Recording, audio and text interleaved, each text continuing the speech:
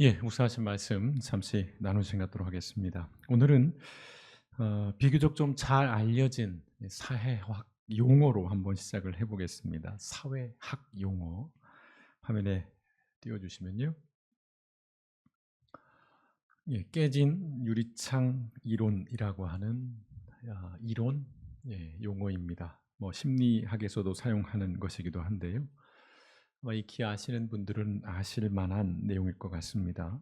그런데 이런 것이죠. 사진의 저 모습처럼 건물에 깨어진 유리창 하나를 방치하면 급격하게 건물 전체가 파괴된다는 이론입니다. 좀 더 쉬운 예를 들자면 누군가가 어딘가에 쓰레기를 하나를 버리면 거기는 조만간 쓰레기장으로 바뀌어 버리지요. 누군가가 버리면 그 다음에 사람은 더 주저없고 그렇게 모여 있으면 여기는 쓰레기장이구나라고 생각을 해서 더 많은 사람들이 쓰레기를 버리게 됨으로써 완전히 거기가 이제 쓰레기장으로 변화되는 그런 우리의 모습들을 봅니다.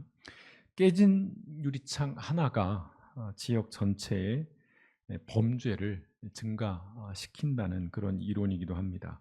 사소한 무질서를 방치하면 나중에는 감당할 수 없는 혼란이 지역 전체로 확산이 된다라고 하는 그런 내용인데요. 역으로 보면 그런 유리창 하나 또는 벽에 낙서 하나만 잘 관리해도 지역 전체가 상대적으로 밝아지고 안전해진다는 것입니다. 실제로 뉴욕에서는 이 이론에 근거해서 지하철, 뉴욕을 가보진 않았습니다만 우리가 익히 아는 대로 지하철에 그 얼마나 많은 낙서들이 있고 또 얼마나 많은 그 거리에 쓰레기들이 있습니까? 그래서 그 지하철과 건물의 낙서를 지우는 운동을 지속적으로 한 결과 범죄율이 그거에 비례해서 같이 줄어들었다고 하는 그런 통계가 있습니다. 깨진 유리창 이론. 오늘 우리가 묵상하신 이 사사기서는 바로 이 깨진 유리창 이론을 증명하는 말씀이라고 할 수 있습니다. 사사기를 일단 기본으로 보자면 여호수아가 죽은 후부터 그 다음에 사울이 이스라엘 초대 왕으로 즉위하기까지의 약 300년, 짧게는 200년 또는 길게는 350년 이렇게까지 얘기하는 사람도 있는데요. 대략 300년 동안 이스라엘이 점진적으로, 이게 중요해요, 점진적으로 타락하고 부패하는 과정을 담고 있는 말씀이 바로 이 사사기서입니다. 여호수아가 살아있는 동안에는 이스라엘은 완벽하지는 않았지만 전체적으로는 비교적 신앙을 잘 유지해 왔어요. 사사기 2장 7절에 보시면 이스라엘 백성은 여호수아가 사는 날 동안 여호와를 잘 섬겼으며 그 후에도 그들은 여호와께서 이스라엘을 위해 행하신 모든 일을 직접 목격한 장로들이 살아있는 동안 여호와를 잘 섬겼다라고 말씀합니다. 여호수아가 살아있고 여호수아가 이후에도 그 살아있는 장로들, 특별히 중요한 게 뭡니까? 직접 목격한 광야 생활을 직접 체험하면서 그 속에서 하나님을 경험했던 사람들이 살아있는 동안은 여호와를 잘 섬겼어요. 완벽하게 섬겼다는 이야기는 아닙니다. 그러나 전체적으로는 그래도 좀 신앙적인 공동체였다는 것입니다. 그런데 이 건물의 유리창 하나가 깨져버립니다. 2장 8절입니다.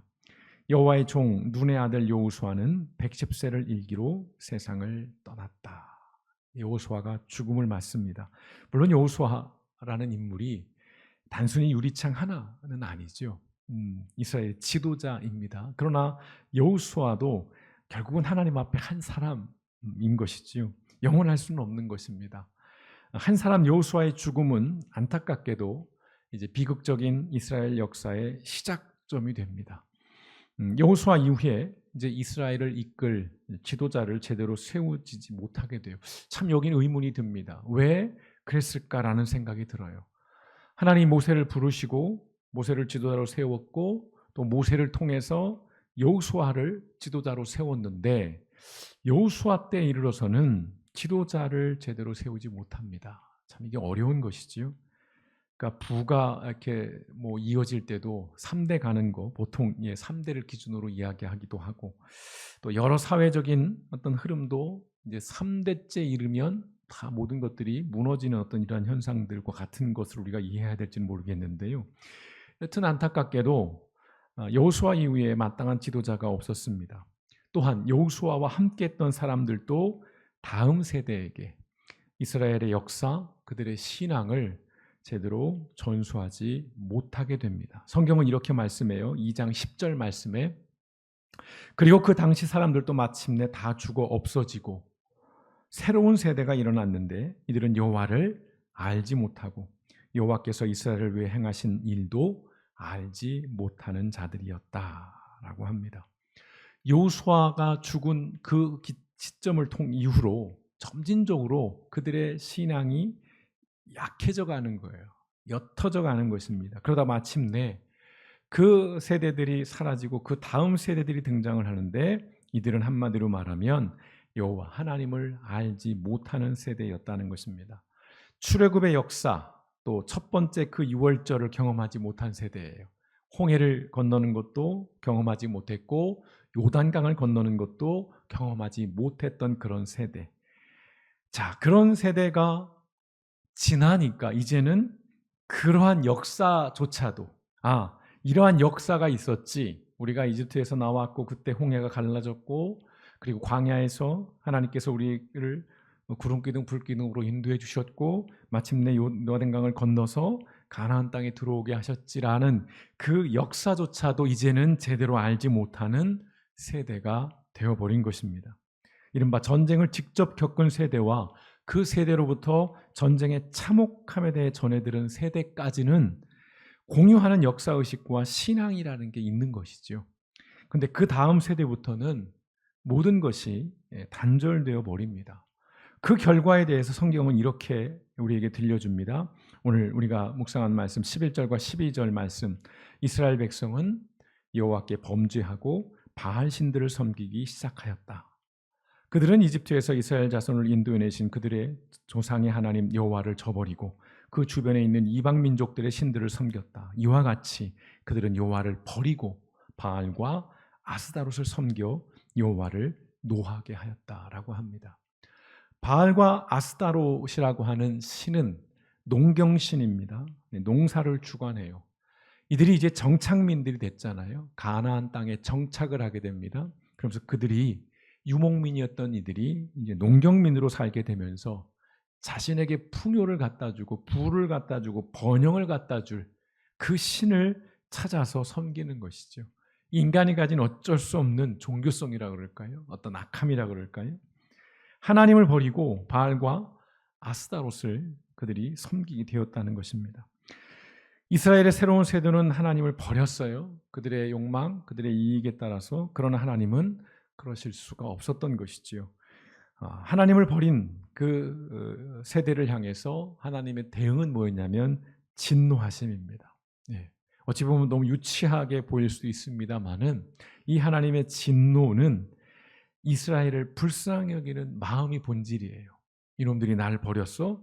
니들 한번 당해봐. 이 마음이 아니라 이들을 향한 끊임없는 하나님의 구애라는 것이죠. 기다림인 것이죠. 어떤 부모된 마음의 그런 심정일 것입니다. 성경은 이렇게 말씀해요. 14절에서 15절. 그러므로 여호와께서는 이스라엘 백성에게 분노하셔서 그들을 약탈자의 손에 넘기고 또 그 주변 원수들의 지배를 받게 하셨다. 그래서 그들이 다시는 원수들을 당해낼 수가 없었다. 그들이 어느 곳에 출전하든지 여호와께서 말씀하신 대로 그들을 치셨으므로 그들은 큰 공경에 빠지게 되었다. 우리가 지난주 말씀을 살펴봤듯이 하나님의 전쟁이었어요. 하나님 앞에 순종하고 하나님 편에 섰을 때 여리고성이 무너지고 그들이 승리합니다. 그런데 자기 욕망에 충실했을 때 자신들이 가진 무력으로 힘으로 전쟁을 벌이려고 했던 그 아이성에서는 이들이 참패하게 되는 그것, 바로 그 말씀을 하는 거예요. 가나안 부족을 완전히 진멸되지 않았습니다. 하나님께서 그들을 이스라엘 손에 넘겼다면 모두 다 진멸됐을 건데 그렇지 않게 하는 거예요. 이제 가나안 부족을 통해서 하나님의 심판을 이스라엘에게 보여주는 것입니다. 가나안 전쟁에서 번번이 그 주변의 부족들과 싸움에서 이스라엘은 패배하게 됩니다. 전쟁에서 지면서 이들이 큰 공경, 고통에 빠지게 되는 것이지요. 하나님의 심판은 이런 방식으로 이어집니다. 근데 이 징벌의 목적이 처벌이 아니라는 것 다시 말씀드려요. 다시 돌아오게 하려는 것입니다. 이스라엘은 가나안 부족과의 전쟁에서 계속해서 패배하면서 그들이 고통을 당해요. 그러나 하나님은 이스라엘을 그들에게 아주 넘겨주시는 않아요. 이게 포인트입니다. 2장 16절에 보시면 그 뒤에 주님께서는 사사들을 일으키셔서 그들을 약탈자의 손에서 구하여 주셨다라고 말씀하고 있습니다. 하나님은 사사라고 하는 군사 지도자, 재판장으로 이해할 수도 있고요. 평화의 시기에는, 전쟁의 시기에는 군사 지도자이기도 한 것입니다. 이들을 통해서 이스라엘을 그 부족들의 손에서 건져내 주시는 거예요. 하지만 문제가 있지요. 사사들을 통해 평화와 안정을 회복한 그 이스라엘의 그 신실함, 하나님 우리를 구해 주셨어, 하나님 앞에 그 감사하게 살고 우리가 하나님 믿음으로 섬겨야지 하는 마음에 오래가지 않았다는 것입니다. 17절에 보시면 그러나 그들은 사사들의 말도 듣지 않고 오히려 음란하게 다른 신들을 섬기며 경배하였다. 그들은 자기 조상이 주님의 명령에 순종하며 걸어온 길에서 빠르게 떠나갔다. 그들은 조상처럼 살지 않았다라고 말씀하는 것이에요. 화장실 갈 때 나올 때 다른 것이죠. 이게 사람의 어떤 적나라한 모습인데요. 이어지는 18절 19절 말씀에도 보시면 그러나 주님께서는 그들을 돌보시려고 사사를 세우실 때마다 그 사사와 함께 계셔서 그 사사가 살아있는 동안에는 그들을 원수들의 손에서 구하여 주셨다. 사사기서에 등장하는 사사들, 열댓 명의 사사들이 등장을 하는데 계속해서 하나님은 사사를 세워주시는 것입니다. 이스라엘을 포기하지 않는 거예요. 그러나 계속해서 이스라엘은 점점 더 악해져 가고 그들은 점점 더 타락해가는 하얀 곡선을 그리는 그 나선형의 모습들이, 구조가 이 사사기 전체적인 구성을 아우르고 있는데요. 이어지는 말씀, 주님께서 원수들에게 억눌려 괴로움을 당하는 그들의 신음소리를 들으시고 그들을 불쌍히 여기셨기 때문이다. 이게 하나님의 마음이죠. 그러나 사사가 죽으면 백성은 다시 돌아서서 그들의 조상보다 더 타락하여 다른 신들을 섬기고 따르며 그들에게 경배하였다. 그들은 악한 행위와 완악한 행실을 버리지 않았다. 다시 말씀드리면요, 사사기는 이 악순환의 역사를 기록한 말씀이에요. 계속 반복됩니다. 이 패턴이요. 하나님 앞에 악을 행해요. 그래서 고통을 당합니다. 그럼 하나님 앞에 호소해요. 하나님 살려주세요. 그럼 하나님이 사사를 보내서 그들을 건져내십니다. 그럼 평화가 찾아와요. 그럼 이들이 또 나태해집니다. 또 타락해요. 또 범죄합니다. 그럼 또 고통을 당해요. 그럼 또 하나님 앞에 호소해요. 그럼 하나님이 구해주십니다. 또 평화가 찾아와요. 그런데 이 사사기에 이러한 패턴이 반복적으로 등장을 하는데 그 핵심적인 말씀, 오늘 우리가 묵상한 말씀 가운데도 있죠. 이스라엘 자손이 여호와의 목전에 악을 행하여. 사사기의 장이 진행될 때마다 1절을 항상 이 문장으로 시작을 합니다. 거의 대부분 사사기의 마지막 장까지 이스라엘 자손이 여호와의 목전에 악을 행하여 라는. 그런데 또 하나의 특징이 있어요. 사사기의 장수가 더해갈수록 이스라엘의 범죄 주기가 점점 더 짧아져요. 그리고 그 범죄와 부패의 강도는 점점 더 강해집니다. 초반에는 그래도 신실함을 유지하는 기간이 좀 길어요. 근데 시간이 갈수록 짧아지는 것이죠. 예컨대 처음에는 1년 정도는 신실하게 하나님 앞에 살다가 그 다음에는 한 8개월, 6개월, 3개월 이렇게 줄어드는 것입니다. 그러다가 사사기 후반부인 19장에서 21장에 이르러서는 이제 입에 담기도조차 어려운 범죄들을 저지릅니다. 오늘 우리의 기준으로 봐도 상상을 초월할 만한 범죄들이 일어나요. 그리고 그 범죄로 급기야 이스라엘 지파 사이에 내전이 벌어져요. 그래서 베냐민 지파라고 하는 그 지파가 거의 전멸이 될 정도의 사륙을 벌이는 지경에 이릅니다. 가나안 부족과의 전쟁이 아니에요. 이제는 이스라엘 사람들이 자기 민족들끼리 내전을 벌여요. 한두 명 죽이는 전쟁이 아니라 지파 하나를 멸절시킬 버릴 만큼의 그런 학살을 벌이게 되는 겁니다. 거기까지 가요. 이스라엘이요.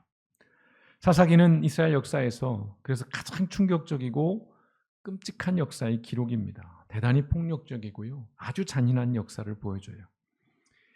또 한편으로는 하나님의 택한 백성이라는 그 이스라엘의 형편없는 수준, 그 실상을 그대로 보여주는 말씀입니다. 이 사사기를 묵상할 때마다 그런 생각들이 들어요. 하나님의 택한 백성이라고 하는 이스라엘 사람들이 왜 그렇게 악하고 은혜도 모르는 그런 약삭빠른 기회주의자들일까 하는 그런 좀 마음에 화나는 그런 마음들, 성난 마음이 듭니다. 그러면서 또 얼마나 더 은혜를 베풀어 줘야만이, 또 얼마나 더 많은 기회를 주고 얼마나 더 참아줘야 이들이 제대로 돌아올까라는 그런 한심한 생각도 듭니다. 이런 어떤 마음을 갖다가 그러다가도 요즘 이제 젊은 사람들 말로 이른바 현타를 맞게 돼요. 예. 현타라는 말이 뭔지를 모르시면 분발하셔야 됩니다. 예. 저도 몰랐어요. 현실 자각 타임의 준말이랍니다. 현타가 오는 거예요. 어떤 거냐? 사사기 속에 등장하는 이스라엘 사람들의 그 행태가 사실은요, 저의 행태와 다르지 않다는 거예요. 웃으며 말씀드릴 수 없는 건데, 사사기를 통해서 그 이스라엘 사람들을 한심하게 제가 바라보고 있지만 그 한심한 모습이 저에게도 똑같이 있음을 인정하지 않을 수 없다는 것입니다. 그냥 드리는 말씀이 아니고요. 오늘 이 사사기는 신실하신 하나님과 신실하지 못한 사람에 관한 책이에요. 그래서 그때 거기에 이스라엘 사람들의 이야기이지만 사실은 지금 여기 저의 이야기고요. 그리고 우리 시대에 대한 이야기라고 할 수 있는 것입니다. 자꾸 사소한 습관조차도 우리가 버리지 못해요. 바꾸지 못합니다. 여전히 반복해요. 그게 우리의 현실입니다. 번번이 실패하면서도 그 실패를 똑같이 답습하는 게 우리의 실상입니다. 이번 한 번만 더 기회가 주어진다면 다시는 하지 않겠습니다 라고 우리가 말하지만 언제 그랬냐는 듯이 또 그 일을, 좀 격하게 표현하면 그 짓을 반복하고 있는 우리의 모습을 볼 때마다, 아니 저의 모습이라고 해야 할까요? 좀 한심하고 때로는 혐오스럽기까지 합니다. 야, 네가 목사잖아. 너무 제가 자학하는 것일까요? 예. 불가피하게 저의 이야기입니다. 인간관계에서 이런저런 상처와 실망을 경험할 때가 많이 있습니다. 아마 여러분들도 그러실 것 같은데요. 그러면 그때 이제 서운함이 좀 마음에 듭니다. 그러다 그게 이제 넘치면 밉기까지 해요. 예. 이런 마음의 이면에는 어떤 게 있냐면 나는 최선을 다했고 나는 진실했고 나는 성실했다라고 하는 아주 지극히 자기 주관적인 평가가 깔려 있는 거예요. 제가 그렇다는 겁니다. 이런 평가가 깔려 있으니까 서운해요. 밉습니다. 그리고 이런 평가로 상대를 바라보면 어떤 마음이 드냐면 어떻게 그럴 수 있지? 그래서는 안 되는 거잖아. 나한테. 이런 지극히 자기중심적인 항변을 하게 됩니다. 예. 저만 그런 건 아니겠죠? 예. 저만 쓰레기 되는 건 아쉬우니까. 크게 한숨을 쉬고요. 한 박자 멈춰 생각해 보면 내가 서운하게 여기고 부당하게 여긴 것들에서 나 역시 자유롭지 못하고 저 또한 별반 다르지 않은 사람임을 인정할 수밖에 없어요. 나는 최선을 다했어. 난 성실했어. 아무리 그걸 내가 항변해 봐도 또 한 곁에서 오는 그 진실의 목소리를 외면하거나 부인할 수 없다는 거예요. 너도 같아. 넌 달라? 요즘 거울 치료라는 말이 있습니다. 거울 효과라고 하기도 하고요. 마치 거울을 보듯이 상대방의 말과 행동을 보면서 나의 말과 행동을 돌아본다는 것. 그래서 내가 치료되는 것이죠. 아, 내가 그랬구나. 아, 내가 저렇게 행동을 했겠구나. 아, 내 모습이 저렇게 보였겠구나. 자각을 하는 것이죠. 객관화시키는 것입니다. 오늘 이 추악하고 혐오스러운 범죄로 가득 차 있는 이 사사기 말씀이 이른바 홀리 바이블이라고 하는 거룩한 책이라고 하는 이 성경의 정경으로서 포함된 것은 그들의 악함이나 무례함을 비난하고 비판하라는 것이 결코 아닙니다. 그럼 뭘까요? 그들을 통해서 나를, 우리를, 또 우리 시대를 객관적으로 보라는 것이에요.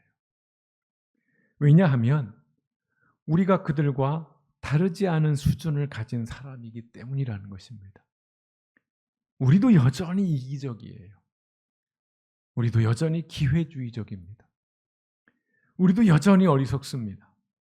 우리도 여전히 악해요. 우리도 여전히 무례합니다.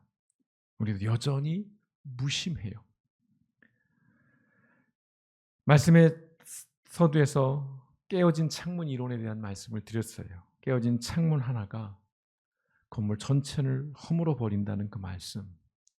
오늘 이 사사기 말씀을 통해서 내 삶에서 깨어진 채 방치하고 사소한 것으로 여겨서 소홀히 하는 유리창은 없는지를 우리는 먼저 살펴봐야 할 줄 믿습니다. 다른 사람의 깨어진 유리창을 한심하게 바라보느라 그 깨어진 유리창에 대해서 이렇고 저렇고 간섭하고 참견하고 오지랖 넓게 거기에 대해서 골몰하느라 정작 나의 깨어진 유리창을 보지 못하는 그런 어리석음과 그런 무지함, 그런 무례함에서 우리는 벗어나야 할 줄 믿습니다. 성찰이 필요하다는 것이지요. 감사한 것은 그때나 지금이나 하나님은 여전히 신실하시고 은혜와 긍휼이 무궁하신 분이라는 사실입니다. 우리의 깨진 유리창을 우리가 하나님 앞에 가지고 나아가서 다시 맑고 투명한 유리창으로 회복해 주시는 그 하나님의 은혜, 그 하나님의 긍휼, 그 하나님의 자비를 우리가 이 한 주간 다시 맛보아 누리기를 주님의 이름으로 축원드립니다. 나를 들여다보면 내 안에 무수히 많이 깨져 있는 창문들을 발견할 수 있을 거예요. 우리가 그것을 별것 아닌 것으로, 사소한 것으로 넘겨버리면 우리는 살아가면서 조금씩 조금씩 나아지는 삶이 아니라 점진적으로 무너지고 망가지는 인생이 될 수밖에 없다는 것. 누누이 말씀드리지만 그것이 왜 문제냐면 나 하나 무너지면 상관없어요. 나로 인해 누군가가 반드시 무너지게 돼 있고 그들도 변질될 수밖에 없다는 것이고 그들도 나로 인해서 넘어질 수밖에 없다는 것입니다. 그래서 내가 먼저 개혁되고 갱신되는 것, 이것이 우리가 함께 하나님 앞에 바로 서고 하나님의 사람으로 온전히 살아가는 첫걸음이라고 하는 사실들을 기억하면서요. 우리가 시선을 조금 더 우리 자신에게 드리면서, 물론 양비론 양시론을 말씀드리는 건 아니에요. 니나 나나 똑같으니까 우리 그냥 다 이런 말씀이 아니라 적어도 우리가 우리 자신을 먼저 살피는 그 삶의 태도를 우리가 잃어버리지 않고 그것들을 우선할 때에 내 스스로뿐만 아니라 내 곁에 있는 사람들의 삶까지도 나로 인해서 세워질 수 있다는 것, 회복될 수 있다는 것, 우리가 다시 이것들을 기억하시면서 오늘 이 사사기를 통해서 우리가 나의 깨어진 창이 무엇인가를 성찰하고 그것들을 하나님 앞에서 다시 회복해가는, 그래야 내 삶이 회복되는 것뿐만 아니라 나와 함께하는 이들의 삶까지도 나로 인해서 회복되는 그 놀라운 은혜의 역사, 은혜의 삶을 오늘 우리 길복교회 모든 성도님들이 그 삶의 자리에서 체험하고 경험하는 삶이 되어주시기를 주님의 이름으로 축원드립니다. 함께 기도하시겠습니다.